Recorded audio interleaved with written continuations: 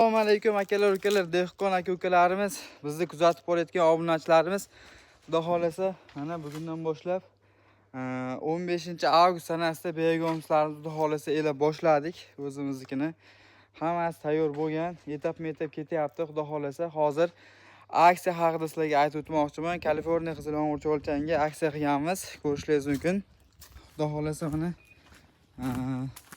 Horma ukam bitta cho'lchinglarni xudo xolasa aksiyaga qo'yganmiz deb aytdim. O'sha haqida bitta ma'lumot beraver endi o'zing. Aka mana go'sht holatida kelgan. Qani bularni ko'rsataylik qani.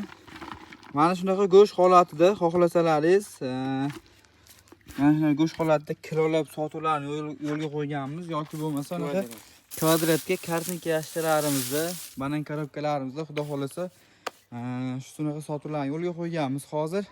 Ukam qanday bo'lyapti? Begomslar elayapsanmi? Ha, bo'lyapti.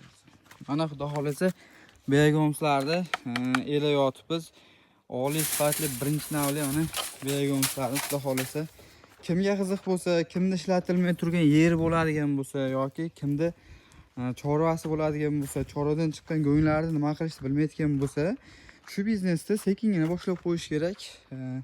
Anaqa begomslar tayyor bo'laveradi. Begomslarni xudo xolasa dehqon aka-ukalarimizga sotuvlarni yo'lga qo'ysangiz bo'ladi, cho'lchanglarni sotsangiz bo'ladi, biznes qilib xudo xolasa ikkala tomonlama ham foyda ko'rsangiz bo'ladi. Yutqizib qo'yadigan narsa emas.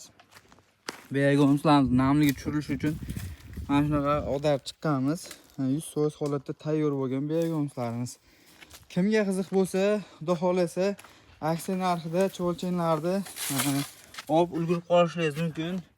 Mana xudo xolasa 100 tadan ziyod yash taxlab chiqamiz. Narada yana bor taxlanadiganlari. Ularni ham xudo xolasa taxlab chiqamiz. 100 tadan ziyod yashigimiz kvadrat hisobida yoki mana shunaqa bittalab terib berilgan shunaqa hisobda sotuvlarni yo'lga qo'yamiz, amalga oshiramiz. Kimga qiziq bo'lsa, pastdagi nomerlarga aloqaga chiqamiz.